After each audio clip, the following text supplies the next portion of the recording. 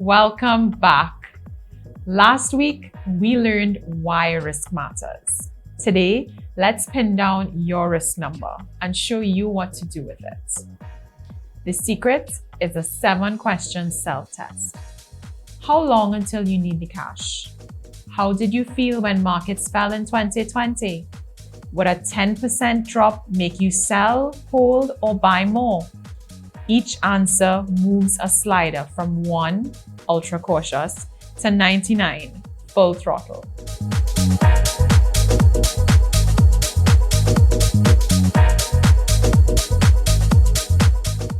Most retirees land somewhere between 30 and 55. Let's meet 3 real people just like you. Jean, she's 68. Her score was 28 and she's conservative. Lives on dividends, hates loss. Brian, he's 59 and his score was 47. Moderate. He's still working. He wants growth, but with guardrails.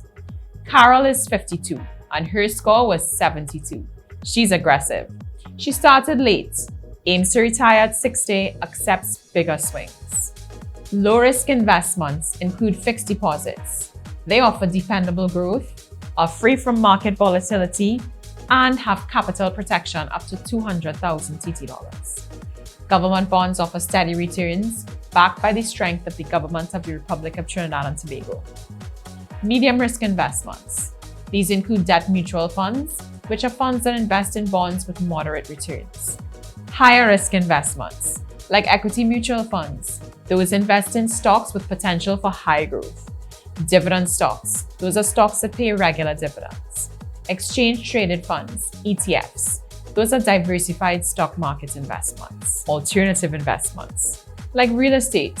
You can earn rental income like Airbnb or benefit from property appreciation. Are you ready to learn your number? Book a free 20-minute risk consultation. Come to visit us in the office or we can do a video chat. Tell us your pain points and you can leave with clarity. Next episode, the hidden trap called sequence of returns and risk and how to dodge it with a simple 3-bucket plan. See you then and keep living life financially secure.